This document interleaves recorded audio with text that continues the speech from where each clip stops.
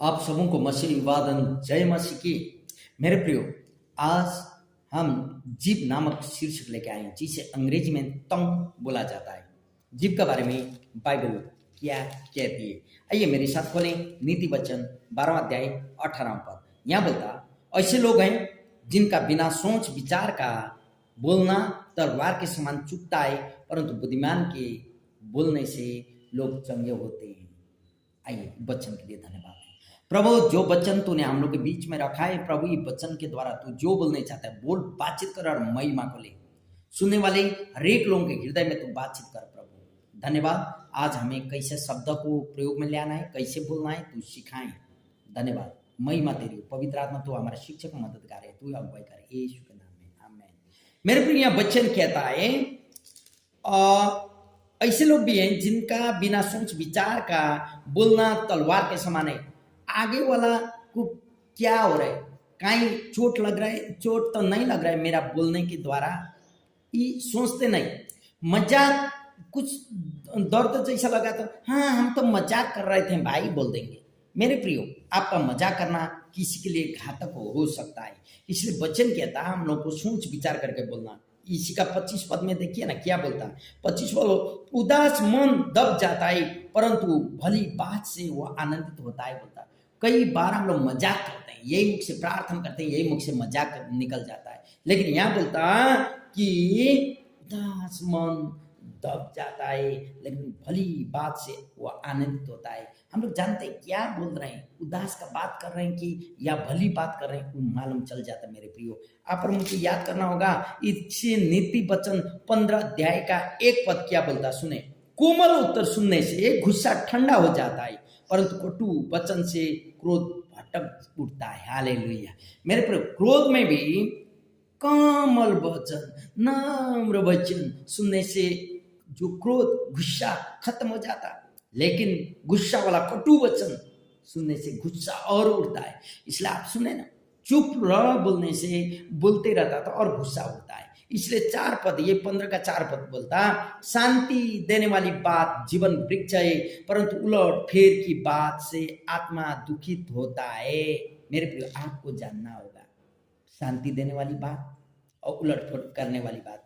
क्यों मालूम है? ये बोलने की शक्ति जो है ना, हम पहले बोल चुके हैं, मनुष्य को जो प्राप्त है ये या तो महान लाभ उठ सकता है या लाभ फायदा होता है, या तो बहुत बड़ा नुकसान भी होना पड़ता है। इसलिए परमेश्वर ने या वचन में कहा आप और मुझे संभाल के बोलना होगा। लेकिन याकूब का पुस्तक में क्या बोलता, याकूब की पुस्तक 3 अध्याय 5वां पद, आइए मेरे साथ खोलें। याकूब 3 5वां पद और 9 पद, 5 पद पहला पढ़े। वैसे ही जीभ भी एक छोटा सा अंग है और वह बड़ी बड़ी डिंग मारती है। देखो थोड़ी सी आग से कितनी बड़ी वन में आग लग जाता है। यहाँ हम लोग माचिस के बारे में, आग के बारे में या बातचीत करते करते बोलता, जीभ भी तो वैसे माचिस का तिल्ली के समान है।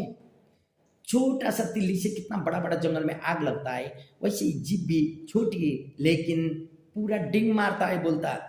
इसलिए मेरे प्रियो, आप और मुझे केयरफुल होने की जरूरत है। इसका 9 पद में बोले, इसी से तो हम प्रभु और पिता की स्तुति करते हैं और इसी से मनुष्यों को जो परमेश्वर के स्वरूप में उत्पन्न हुआ है साफ भी देते हैं। मेरे प्रियो, आप जानते हो, आप प्रार्थना करते हैं, आपका प्रार्थना शक्तिशाली है, लेकिन आप अपना पत्नी को, अपना बच्ची को या दूसरों को आप वही मुख से डांट देते हैं या वही मुख से तू मैं कहते हैं, तब तो आप सोचें क्या कर रहे हैं। ये जीभ के साथ मनुष्य को समस्या उसका मूल हृदय होता है।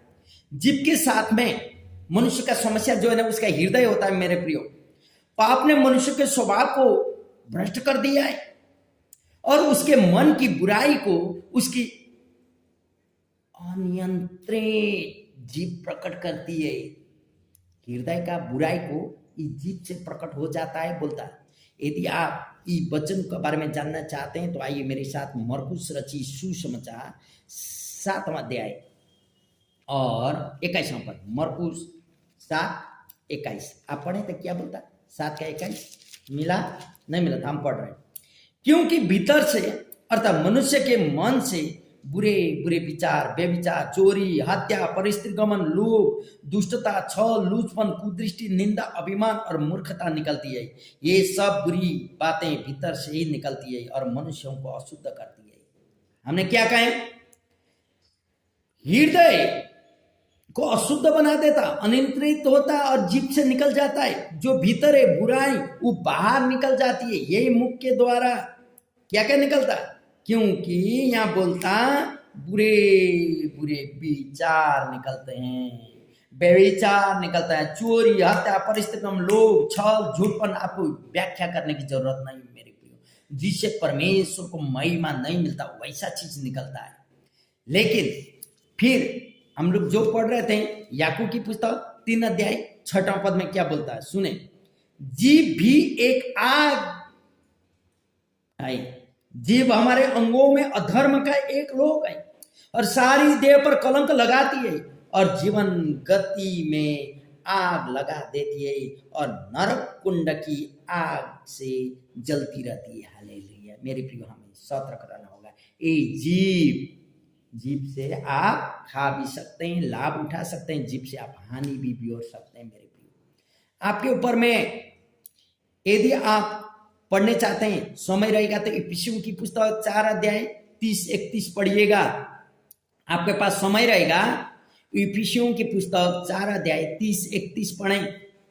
कुलुसियों की पुस्तक 4 अध्याय 6 पद पढ़ें। लेकिन अभी मैं आपको तीतुस की पुस्तक 2:8 में लेके जाता हूं। तीतुस 2:8 क्या बोलता है? तीतुस की पुस्तक 2 अध्याय 8वां पद। और ऐसी खराई पाई जाए कि कोई उसे बुरा न कह सके, जिससे विरोधी हम पर कोई दोष लगाने का अवसर न पाकर लज्जित हों। आप और मुझे यहाँ परमेश्वर का वचन सिखाता है। मेरे प्रियो, आप और हम उद्धार पाए हुए लोग हैं, आप और हम मसीह लोग हैं। हम क्या बोल रहे हैं हमको सोच समझ करके बोलना होगा। मेरे प्रियो, लोग हमें ऐसा झूठ में ना पकड़ पाए, इसलिए ऐसा झूठ का चीज जो परमेश्वर की महिमा नहीं होती वैसा चीजों को बोलना नहीं होगा। फिर हम लोग जेम्स की पुस्तक 1:26 में पढ़ेंगे तो आपको मालूम चलता है। 1 अध्याय का 26वां पद जेम्स या याकूब की पुस्तक। यदि कोई अपने आप को भक्त समझे और अपनी जीभ पर लगाम न दे पर अपने हृदय को धोखा दें तो उसकी भक्ति व्यर्थ है। मेरे प्रियो, संत कहेंगे, प्रचारक कहेंगे, मसीह में उद्धार पाए हुए लोग कहेंगे, लेकिन अपना जीभ को बस में नहीं लेंगे। हम लोग अपना जीभ से जो निकला वही बात को बोल देंगे तो हमें केयरफुल होना होगा। क्योंकि यही याकूब की पुस्तक 3 अध्याय 9 से 12 तक आप पढ़ेंगे तो वहां ऐसा पाएंगे। यही जीभ से हम प्रभु और पिता की स्तुति भी करते हैं और इसी से मनुष्यों को जो परमेश्वर के स्वरूप में उत्पन्न हुए हैं शाप भी देते हैं।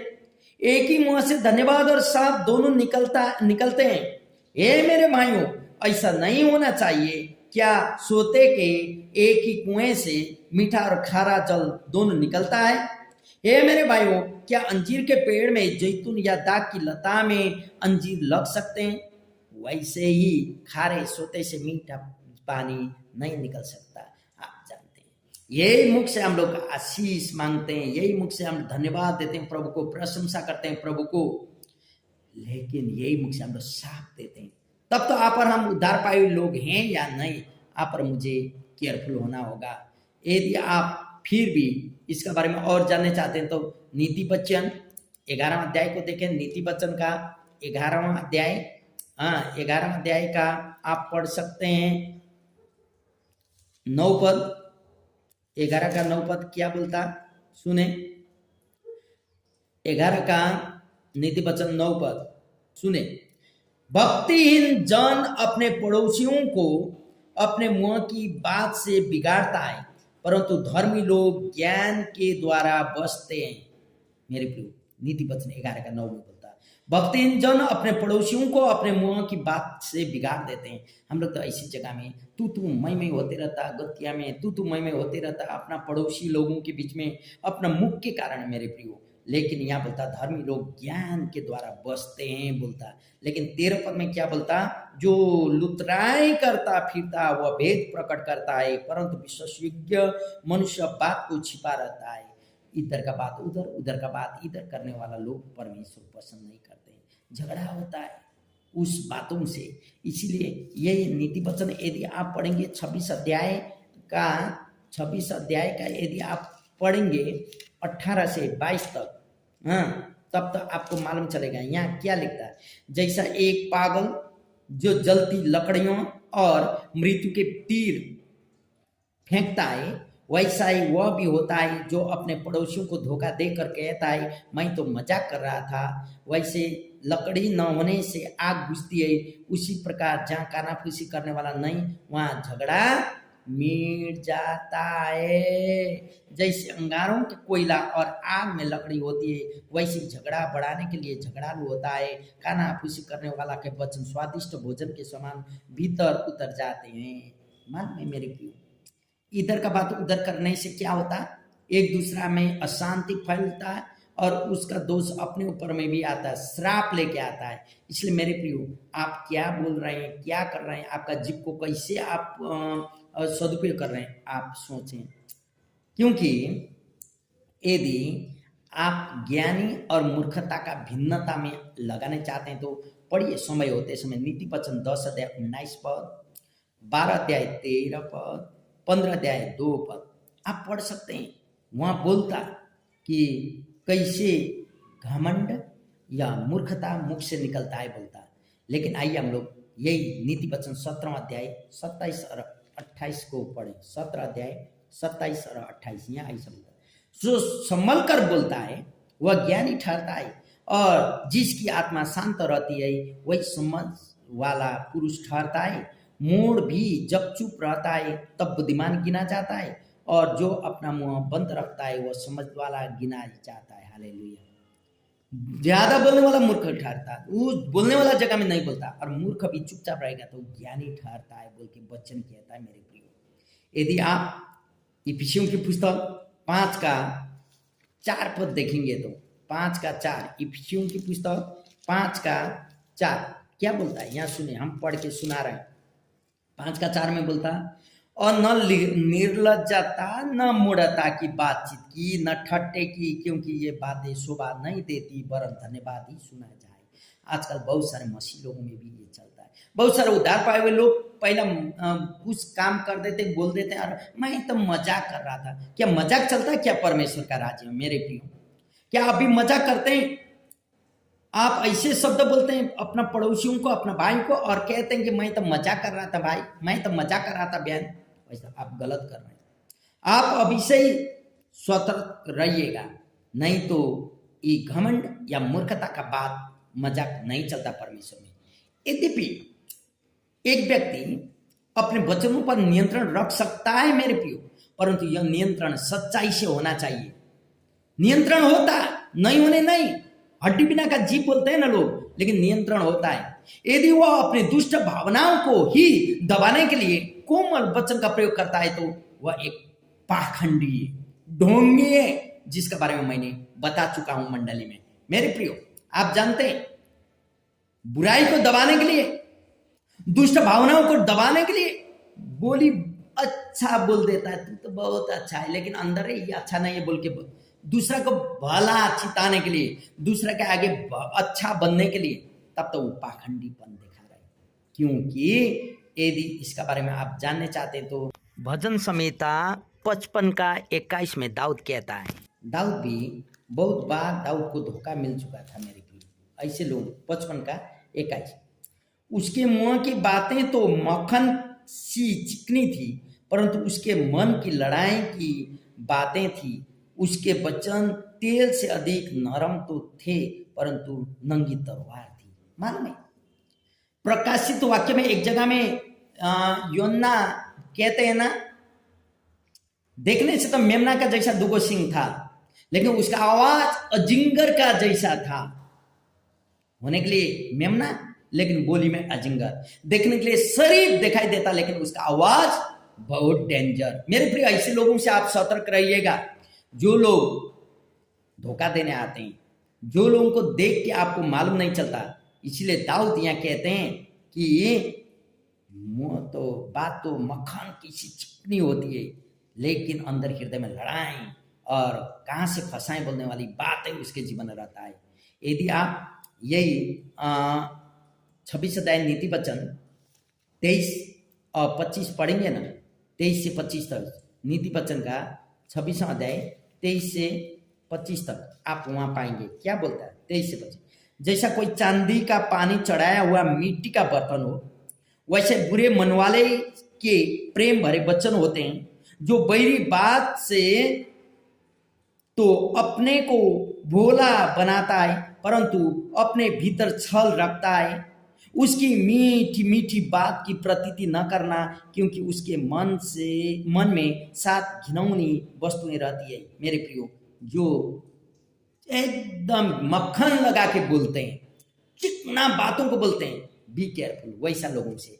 आप बहुत अच्छे हो, हे मेरी बेटी, बहुत अच्छा है मेरे बेटे, हे मेरे भाई, मेरे भाभी, मेरी बहन, आप बहुत अच्छे हो, केयरफुल रहिए। मेरे प्रियो, जो व्यक्ति आपको प्यार करता है वो आपको डांटता है, जो व्यक्ति आपको प्यार करता है वो व्यक्ति आपको सही मार्ग में लेके करेक्शन करता है।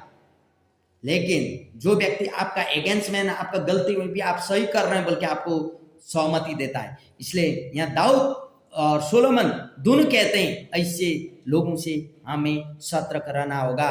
यदि आपके पास समय रहे, मत्ती की पुस्तक 22 अध्याय 15 से 18 तक पढ़िए और 23 से 28 तक भी पढ़िए। मत्ती 22 15 से 18, क्योंकि यहाँ आप और मुझे सतर्क रहने के लिए शिक्षा मिलती है।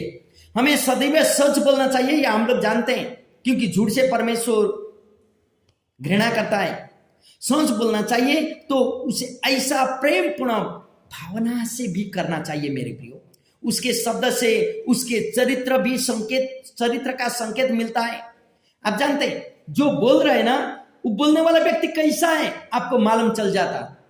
बोली के अनुसार उसका बोली में कितना मक्खन लगाया है, कितना खरासपन है, आप जान लेते हैं, क्योंकि उसका चरित्र वहां प्रकट होता है। इसीलिए नीति वचन 10 का 11 में क्या बोलता है, सुने। नीति वचन 10 का 11, धर्मी का मुंह तो जीवन का सोता है, परंतु उपद्रव दुष्टों का मुंह छा लेता है। आप जानते हैं, हम कहें ना, चरित्र को प्रकट करता है। आप क्या बोल रहे हैं, कोई का आवाज को सुनने का मन होता, किसी के साथ बैठ के घंटा बातचीत करने का मन होता। मरियम मार्था को देखे, मार्था काम में व्यस्त होती थी, मरियम सुनने लगती थी कई बार, लेकिन कई लोगों का बात सुनने में ही खरास लगता, सुनने मन नहीं होता। वहां हम लोग को रहने, उसका आवाज को सुनने का मन नहीं होता। क्यों? क्योंकि वो इतना अच्छा बात बोलने से भी उसका भीतर चरित्र हम लोग को प्रभु बता देता और वो अच्छा नहीं होता। लेकिन इसी का 10 अध्याय का 20 और 21 पढ़े तो क्या बोलता, धर्मी के वचन तो उत्तम चांदी है, परंतु दुष्टों का मन बहुत हल्का होता है। धर्मी के वचनों से बहुतों का पालन पोषण होता है, परंतु मूढ़ लोग निर्बुद्धि होने के कारण मर जाते हैं। मतलब कई लोग इतना अच्छा बात करते हैं, लेकिन उन लोग किसी को मदद की है? नो।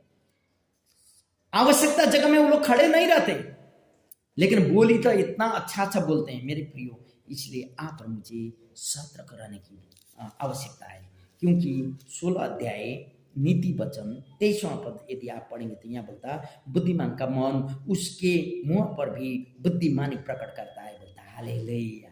बुद्धिमान लोग अपना मुख में बोलने से भी बुद्धिमानी ही प्रकट करता है, बोलता एक। लेकिन याकूब की पुस्तक 1 का 19 क्या कहता है? याकूब 1 का 19 यहाँ ऐसा बोलता है, सुने, हम पढ़ के सुना रहे हैं।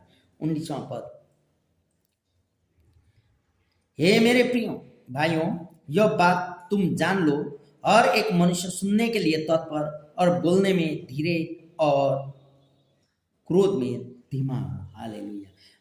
घबरा के बोलना नहीं, धीमा सुनना पहला और उसका उत्तर देना। इसलिए ये सत्य का वचन है मेरे प्रियो। सत्य के बारे में आपको पहला सुनना है। हाँ, ये कह रहा था, बाद में पता करना कौन बोला, फलाना बोल रहा था, ऐसा नहीं चलेगा परमेश्वर का राज्य। मेरे प्रियो, आप रोमी की पुस्तक रोमियो 10 अध्याय 9 पद यदि आप पढ़ेंगे तो माना 10 का 9, देखिए 10 का 9 में क्या बोलता है, हम पढ़ के सुना दे रहे हैं।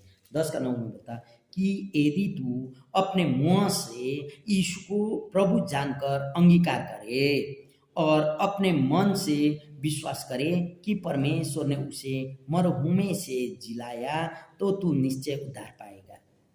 तब मेरे प्रिय मुख से अंगीकार करना और स्वीकारना उद्धार पाने का एक माध्यम है। हालेलुया।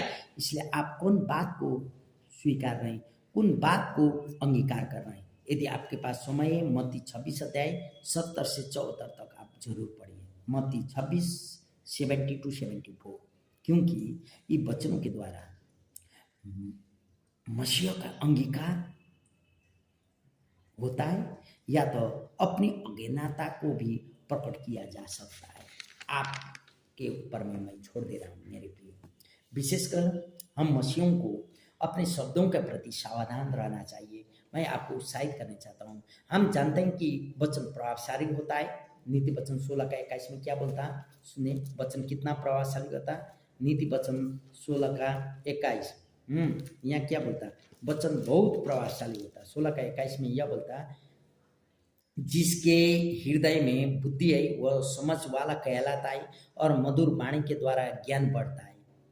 इसका मतलब वचन, परमेश्वर का वचन प्रभाव पूर्ण होता है, ज्ञान बढ़ने वाला होता है। अतः हम मसीहों को अपनी बाप कपटता से या बाप कटुता के कारण दूसरों से अनुचित लाभ नहीं उठाना चाहिए। अच्छा मक्खन लगा के बोलना और उससे फायदा ऐसा नहीं उठाना है मेरे प्रिय। आपको बाप कटुता से दूर रहना होगा। आइए मेरे साथ बोले, मैं अब से उसको मेरा जीवन से बाप कटुता होने नहीं दूंगा। आमीन। हमें चाहिए कि लोग हमारा भाषा शैली को नहीं वरन अपने विश्वास को परमेश्वर और उसके वचन में दृढ़ता से बनाए रहे। आप और हम मसीह लोगों का क्या बोलते हैं, कैसे भाषा बोलते हैं, इसको मतलब नहीं है, लेकिन आप और मेरे द्वारा बोला हुआ वचन के द्वारा विश्वास परमेश्वर में ला सके उन लोगों का विश्वास परमेश्वर का वचन के ऊपर में दृढ़ता के साथ हो। हम लोग यही चाहते हैं मेरे प्रिय।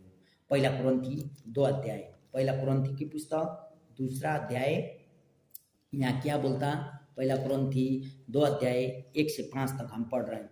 हे भाइयों, जब मैं परमेश्वर का भेद सुनाता हूँ वह तुम्हारे पास आया तो शब्दों या ज्ञान की उत्तमता के साथ नहीं आया, क्योंकि मैंने यह ठान लिया था कि तुम्हारे बीच यीशु मसीह वरन क्रूस पर चढ़ाई हुई मसीह को छोड़ और किसी बात को न जानूं। मैं निर्बलता और भय के साथ और बहुत थरथराता हुआ तुम्हारे साथ रहा, और मेरे वचन और मेरे प्रचार में ज्ञान की लोभाने वाली बातें नहीं वरन आत्मा और सामर्थ्य का प्रमाण था, इसलिए कि तुम्हारा विश्वास मनुष्यों के ज्ञान पर नहीं परंतु परमेश्वर के सामर्थ्य पर निर्भर हो। वचन पढ़ाई प्रति और सुनाई प्रति प्रभु आशीष करे। हालेलुया। यहाँ पौल क्रूसित हुए मसीह के बारे में संदेश देता है कि उसने लोभलाने वाली बात को नहीं बोला, उसने लोगों को मक्खन लगा के नहीं बोला, जो सच्चाई को रख दिया वो यही बोलता है। मेरे प्रिय, आप और मेरे पास भी वही है। हम लोग परमेश्वर का सच्चाई को रखें, लोग जो कहे, क्योंकि पहला थिस्सलुनीकी की पुस्तक यदि आप पढ़ेंगे 2 अध्याय, पहला थिस्सलुनीकी की पुस्तक 2 अध्याय यदि आप पढ़ेंगे और कितना पद 4 पद, तब पहला थिस्सलुनीकी 2:4 पद यहाँ क्या बोलता है सुने।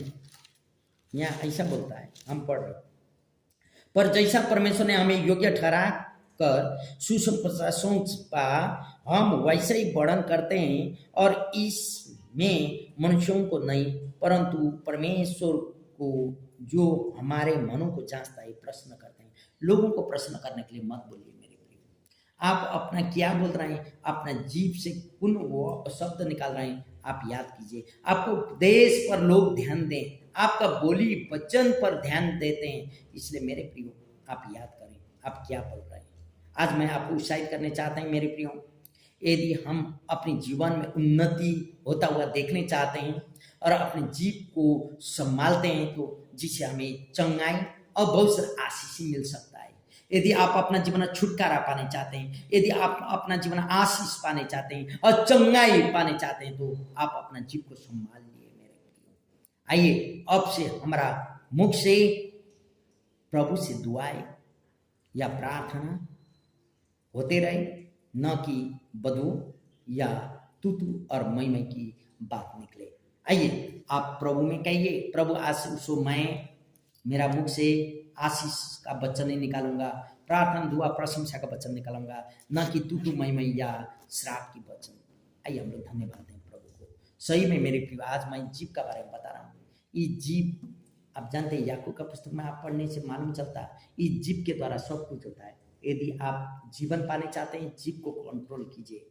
यदि आप आशीष पाने चाहते हैं, आपका जीव को कंट्रोल कीजिए। छुटकारा और चंगाई पाने चाहते हैं, जीव को कंट्रोल कीजिए। आपका जीव में वचन कहता है, आपका मुख में जीवन और मृत्यु दोनों होते हैं। प्रभु आपको बहुत सारी आशीषें दे। जय मसीह।